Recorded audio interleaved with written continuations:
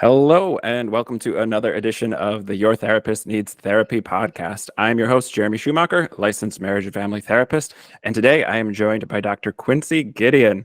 Dr. Quincee, thanks for coming on. Yeah, thanks for having me. I'm excited for this conversation.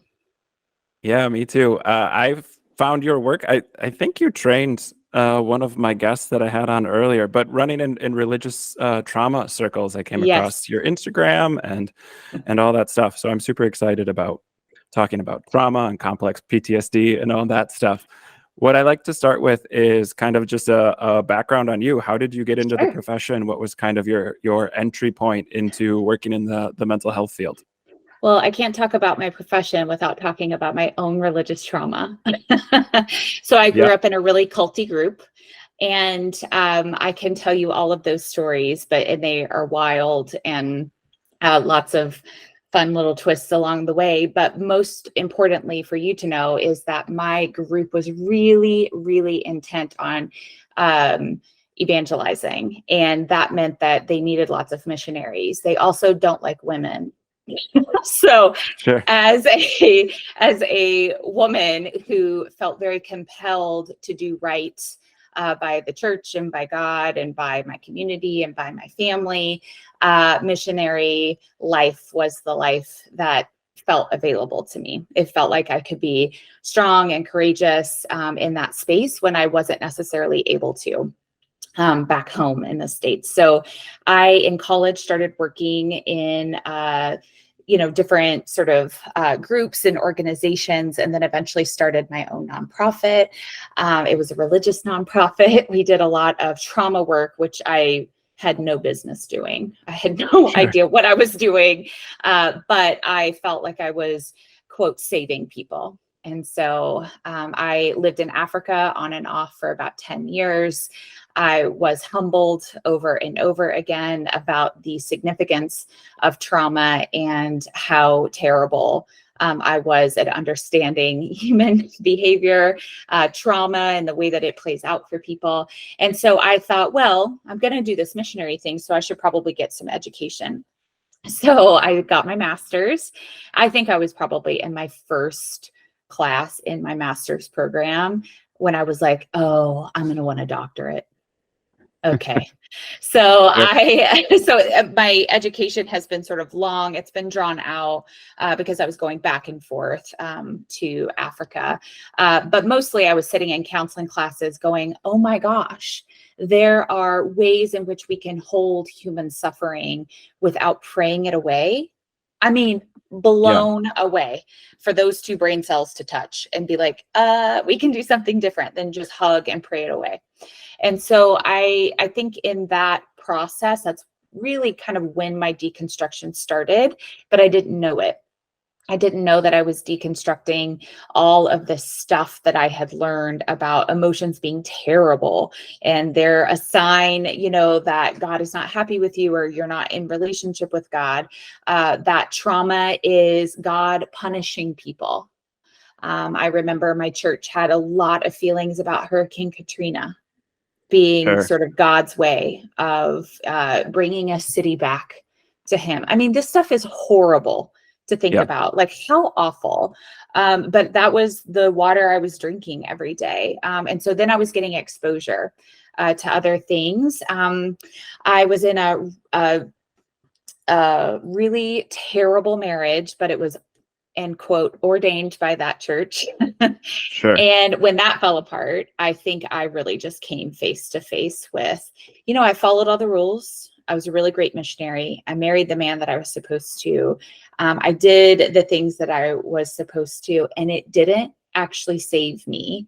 And it doesn't save people from trauma and pain. And that's the main thesis, right, of the church that I was growing up in. And so that really kind of started my own personal work of really having to come to terms with the fact that I really wanted to be a therapist, but that I was actually going to have to address some of my religious beliefs because I couldn't sit with people who were suffering and believe that they had caused it. That just no longer sat well with me. So that's kind of how it all started. It was a Yeah. painful And that journey. listening just to that, just having like spiritual bypassing flashing Oh in my yeah. head as Oh like, yeah. yep, that's all that is, that seeing trauma, seeing suffering and thinking like there's good that comes out of it, or this is a Yes. test. Like, ugh. Yes. Oh, I know. Yeah. The things that I personally remember saying, if I could go back to my like 2008 Facebook status, that was like, that was prime, indoctrinated spiritual bypassing Quincee. It is Yeah. so painful to see those things pop up on my Facebook memories. I'm like, oh my God, I said that to people. Oh my God, I made that explanation. Oh, gross. It's so cringe. Yeah. Yeah. So I grew up evangelical as well. So I think Mm, there's a lot of I don't know, quirks maybe of this being raised when you have the pressure to be responsible for other people. yeah. Literally their eternal salvation is up to you and Yeah, whether or not you reach them. And totally. so it's interesting now after but when I started my profession, I was still a Christian, a progressive liberal Christian, but still a Mm, Christian. And looking at now, like how I hold space for people is significantly different. There mhm, is that process of kind of letting go some of those toxic doctrines and mhm, teachings and learning like, oh, human experience, this is how trauma affects all of us, and this is how we can yeah, hold space for people and help them heal mhm, when they're ready for that journey. mhm, mhm, So I'm curious, what was like your leap into education? Was that something that for you personally where like mm. gathering education was important?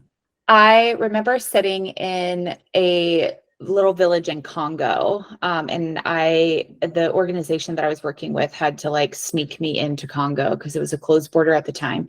And I remember sitting there, and there was like an entire village that had really I've been burned to the ground because the rebel army had come through, and basically they steal all the children and they make them into child soldiers. It's horrid, Mhm. but mothers were in like so much distress. And I remember sitting there and being like embarrassed that I thought that I could come in here and like pray and make them feel better. There was like it was a humbling moment. There was some mix of humility and what the hell am I doing? Like who do I think that I am in that moment, that I think pushed me into, I need help.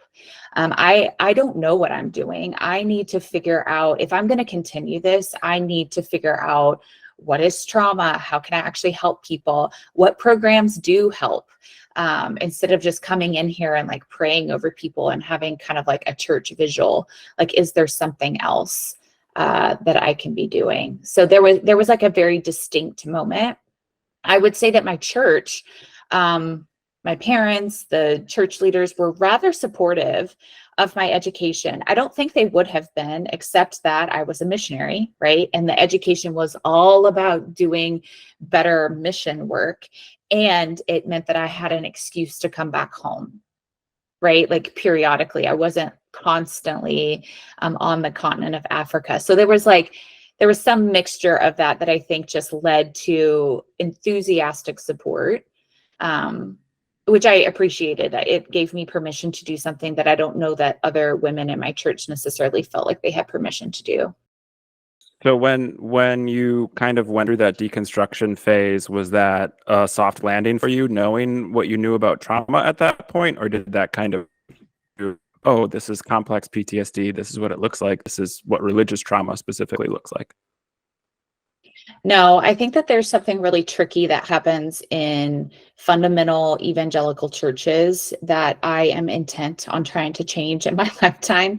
And that is you poor, pitiful other, you are the one that has trauma. We do not. We do not claim to suffer such things.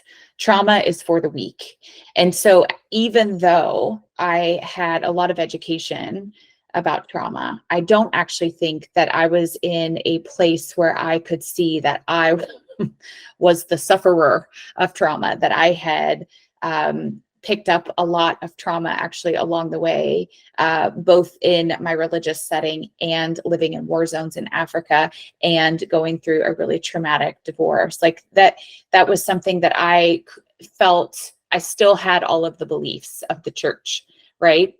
I had not attended to the fact that I had internalized that being traumatized was a sign that I had done something wrong. I had not yet deconstructed that. And that had to be deconstructed before I could see myself in kind of the like full view of being a trauma survivor. Yeah, for sure. I think it's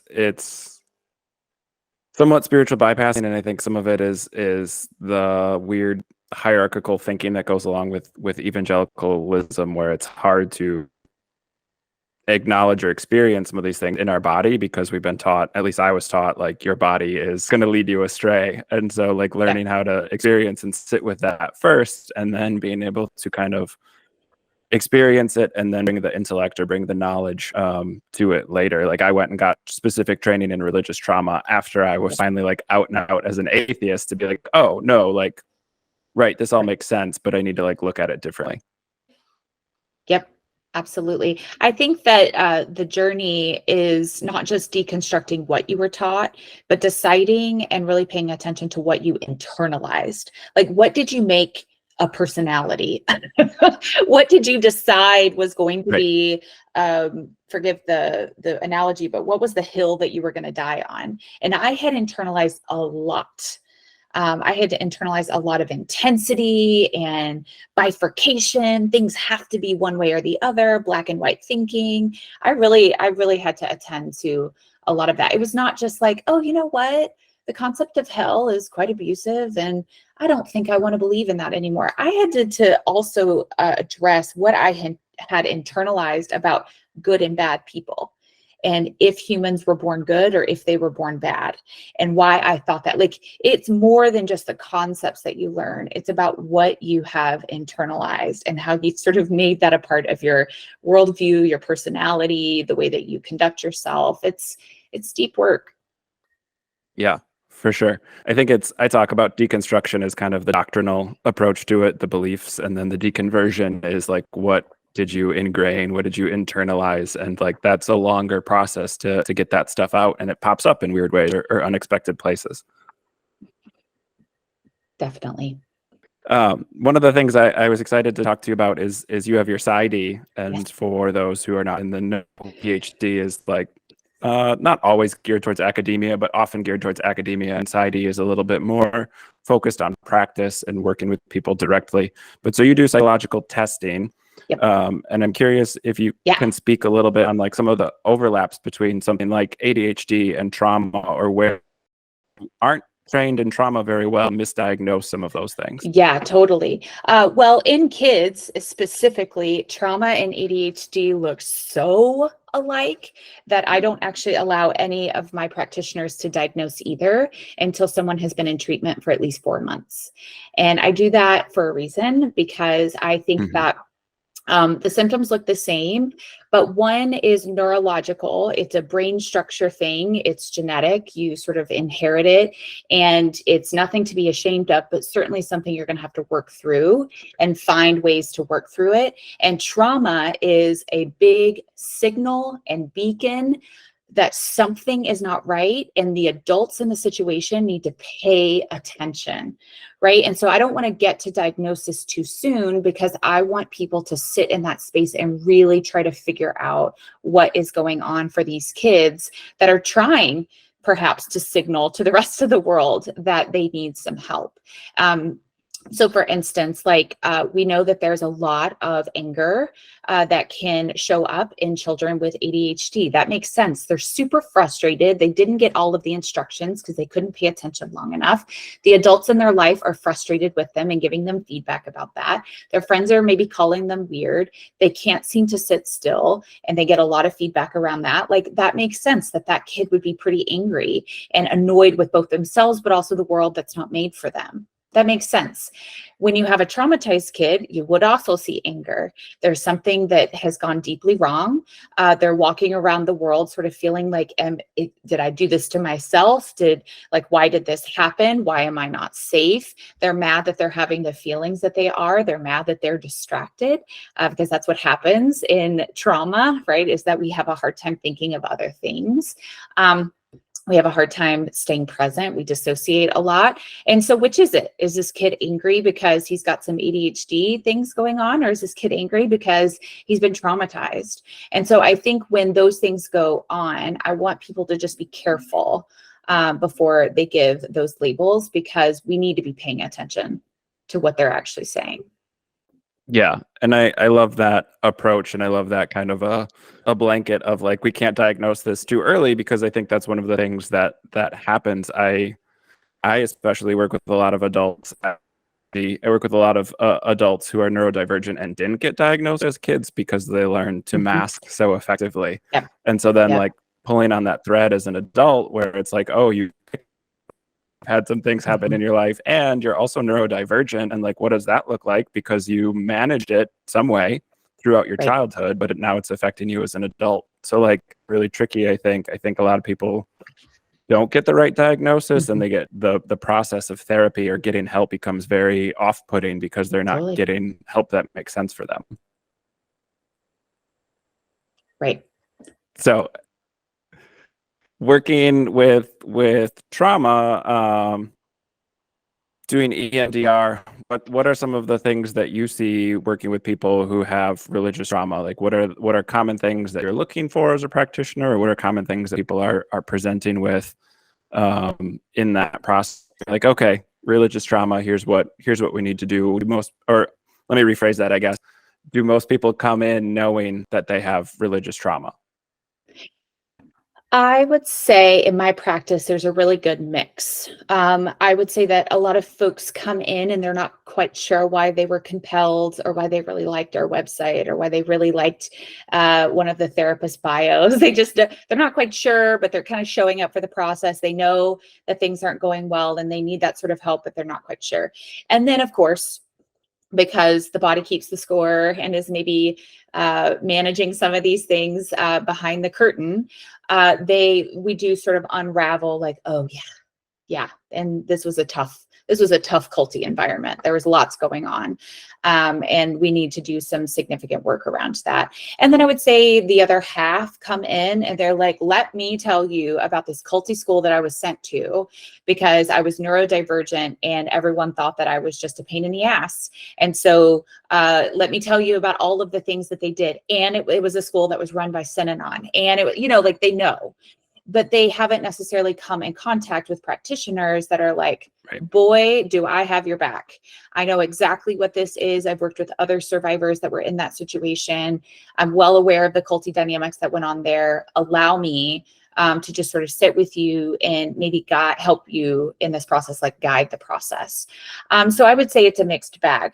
To your question around what I see specifically in religious trauma and cult survivors, there's usually some huge identity issue. So like, who am I? And how can I start to reclaim some of that? Or how can I understand myself if I don't have this really religious or rigid kind of list of things that I have to be? How do I reimagine myself in relationships? How am I going to be a parent if I am no longer a part of this like really rigid rule system? So there's usually some big question of identity.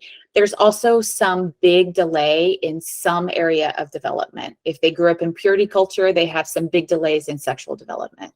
They don't know what the hell their body is doing and why it does what it does, and they're super ashamed of it. And, what do I do about that? If they grew up in really rigid church groups or cult groups, they may have some significant relational development, which means that they don't know how to relate to people. They don't know how to let people close. They don't know how to manage some of their emotions, or maybe like the normal, like angry, upset things that might happen in relationship. But there's typically some type of delay, and that's only because they've been deprived of normal developmental tasks, so that they can develop the skills to get over that, or to work through that, or to decide who they're going to be in the world. And then I would say the next thing that I look for is a significant amount of guilt and shame. I've never met a religious trauma survivor that does not walk around with significant guilt or shame. It's like the cloak that they wear. It's like the t-shirt that they wear. And it covers all of their other emotions in a way that prevents them from knowing themselves. And it's really distressing for them. They know it's not quite right, but they don't know how to not feel guilt.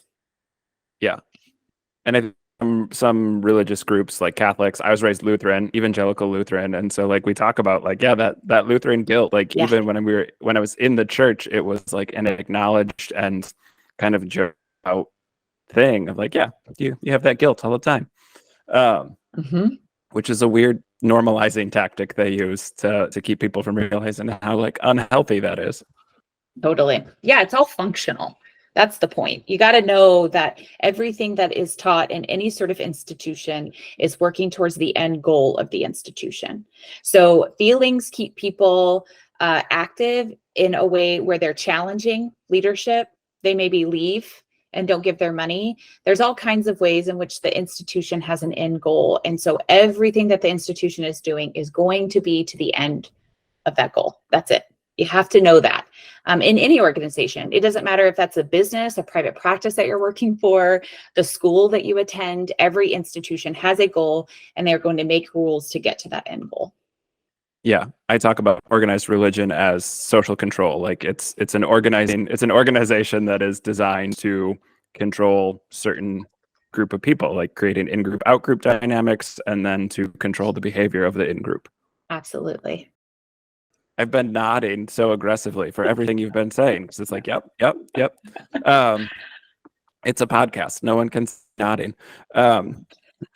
What's your journey like as a therapist, working with a lot of these cases that are heavy, managing secondary trauma, maybe still doing some work around your own angering or things pop up for you? Like, what do you kind of do to navigate being in this space as a professional while taking care of yourself, not just through self-care, cultivating joy and things like that? What's kind of your process for what's going on for you personally?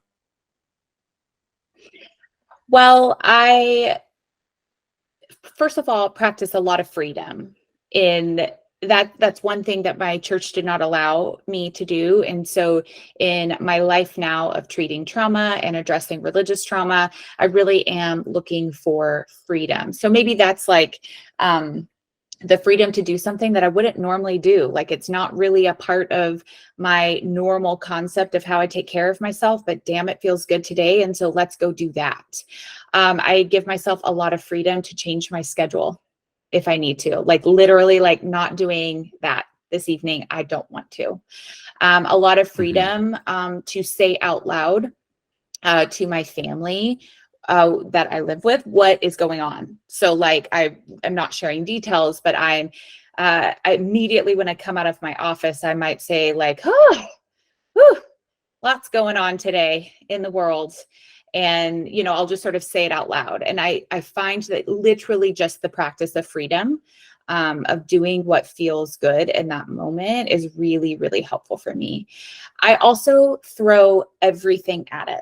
So if I'm going to recommend that, my clients do a certain type of treatment, then I probably need to be willing to do the same. And so I have gone through EMDR before I became an EMDR practitioner. I went through ketamine assisted psychotherapy before I became a ketamine assisted psychotherapist. I am doing the things that I'm recommending to my clients. And half the time it means that I'm actively in the process of healing both what I am listening to every week. That can be super discouraging and like super scary to think about groups and churches behaving in the ways that they do. But I'm also dealing with some of the past stuff kind of at the same time. So every time I think that there's a new good idea for anyone at my practice to start practicing, I'm going to do it first. And it's just been a really nice practice for me to get into years ago when I opened up my private practice. And it's been one that I continue and encourage all of my therapists to do. Can you talk a little bit about the journey to opening your own private practice? In agencies for years and different settings, and it took me a while to get to that point of opening my own place, and I needed a really terrible boss and needed to get a lawyer in order to get paid and all that, the nightmare stuff of agency work, to be like, oh, I could do this Mhm, myself and I could do it ethically and in a way mhm. that's congruent. What was your experience in kind of setting up your place and running it the way that you wanted to? Well, I do have a bit of an entrepreneur spirit. I don't think that there's like a lot of 18-year-olds that are starting nonprofits so that they can run their own mission agency and not have to deal with other people's rules. So maybe there's like a little of that kind of cooked in. But I was working at a jail in downtown LA, and that jail is the biggest mental health treatment facility in the world, and it is a jail. So maybe just take that in for a second. That's really scary for us Yeah. to think about. But I was a psychologist that was working in a really intensive unit inside of the county jail in LA. And so I was getting up at 4 o'clock in the morning, getting to the jail by 5, working until 3. And I mean, I was hustling. I was trotting around that jail trying to see all the patients, that I needed to see and evaluate, going to court, advocating for them, trying to figure out who needed a conservatorship and who didn't, and all the paperwork that's involved in that. And then I would race. I mean, practically run down those stairs, get out of the jail, get to my car, which was like half a mile away, and race to my private practice. And I would see patients until 9 at night. And in the midst of that, I knew that I couldn't give up the private practice because the suffering, the pain, the deep mental illness, the institutional abuse that I was seeing in the jail was not going to leave me in a great space with how I approached humanity. It was going to jade me, and I knew that. And so I had to keep the private practice, but the private practice wasn't making enough that I could support myself in Los Angeles, California, which is no small feat for a single gal. And Mhm. so I had to stay at the jail for all of the benefits and the steady paycheck and all of that good stuff. And so I think I just did that, knowing that burnout was going to come if I didn't try to make a decision. And in that space, I think I was able to like do what I needed to do, get through the nitty gritty of it. And then eventually I moved into private practice, which was super scary. I mean, it was absolutely frightening because you don't know, no one tells you in private practice that, people take some time off, usually every July, sometimes August, and then December. And so that you actually need to save money because your caseload is going to drop during those times. Like no one told me that stuff. So there was lots of learning curves, but I did think that I needed 2 things. I needed to remember the goodness in humanity. And I know that feels like an oxymoron as a trauma therapist, but I see the goodness in humanity every day when I sit with my patients, even though their stories are really gnarly, even though it's so upsetting to hear. I get to sit vigil with them, and I get to be let into places that they don't let other people into. And there is such a tenderness in that space that I just feel like I'm the luckiest woman in the world that I get to do that. So that's a huge need of mine, and I'm able to do that. And the other need that I had was to create or curate a practice that honored both patients and then clinicians, those that are kind of in the trenches with their clients. And so I feel like we've been able to do that. Boy, are there lots of learning curves. Like the first year that you get that big tax bill and you were like, what? I thought I was paying taxes on payroll. You are, but you also have Yep. other ones too. Yep. And the first time that I like needed to consult with an attorney, and they were like, that's great. That will be $1,200 an hour. And I was like, what about an email? Like, is there a discount for an email? So there's just lots of Yep. things that you learn along the way that no one tells you about, but it's been the delight of my career. I've really, really loved every bit of it. Yeah, and I think that's a theme with a lot of guests that I've had in master's or grad programs or post grad programs, business of running a practice. And so I try and always ask about that process, because I think for a lot of people, getting to that point where you have a private practice that's congruent with your belief system and you're seeing the clients you want to work with, and like it's just such a lovely experience. There are a lot of learning curves, and there is some like fear around that when you have that holiday slump, or having to set a fee or raise a fee, and kind of navigate those things are scary, but it's also so good for you as a practitioner to be able to practice in a way that congruent with your belief system. Absolutely. So what's the joy? What are you doing that's not necessarily therapy related, or is your recreation time reading therapy books? No. I am an avid reader, but I only read fiction books. I will listen to other books, like when I'm on my walk or whenever I'm taking kids to school or whatever. But no, if it's leisure time, I am in a fiction book neck deep, and getting lost in that. So that's really lovely. I love reading. But my partner and my family, we love to convert vans for like people that like live off grid, and make these little vans their home. That's like one of the fun things that we get to do. We have a couple that we like rent out to people, because they want to live that life, but they're not quite sure that they're like ready to dive in. So that's like the most delightful process, is like trying to figure out like how you're going to convert the van, how you're going to configure it, where you're going to put the water lines, and oh wait, what if we did this? Or oh, there's a new heater out there on the market that doesn't take as much fuel. Like it's a fun part of life that I get to use a totally different part of my brain for. Yeah, for sure. That's awesome. I love those outlets where it's problem solve. It's a bunch of skills you use in therapy, but it's such a different context that it doesn't kind of trigger that therapy part of your brain. Totally. Totally. Yeah. I coaching sports was always that for me. Like it's the same exact skill set as therapy, but like the way that I can run a practice or the way that I can coach during a game is not at all what I do in the therapy office. So even though they're similar skill sets, it looks a lot different. I love that. I grew up in a family of coaches, so yeah. Changing gears a little bit again. I know you get a lot of like feedback on, hey, did you see this documentary? Hey, can you comment on? I think one of the things with your forensic background was the Johnny Depp Amber Heard trial. How do you kind of check in with yourself and honor your own boundaries around social media and pop culture stuff? Much of it is trauma stuff, or every other week it seems there's a new documentary on church trauma, or the Boy Scouts, or whatever organized group has abuse scandals coming out. Like, how do you kind of check in with that so you're aware of it without maybe letting it take up too much of that recreation time or that space away from therapy? Well, I really like documentaries. So, like, I really like them. That's like one of the things that I think is super validating of the work that I do. So I'm probably getting some needs met there. I also think that they are deeply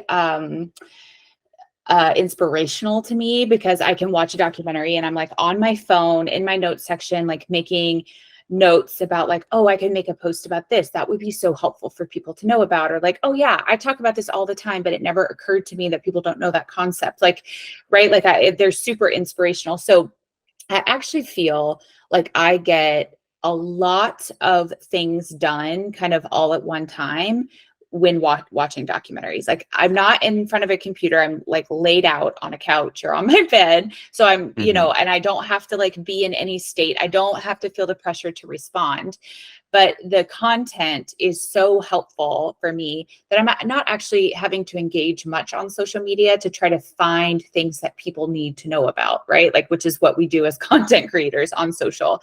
That's actually the worst part of the job for me. I don't love having to scour social media to find inspiration. So I actually really, really love documentaries for that reason, is that I get to just sort of like, it does a lot in a very short amount of time for me. Like I can make months of content just based on watching the Boy Scout documentary. So that'll be coming to you soon.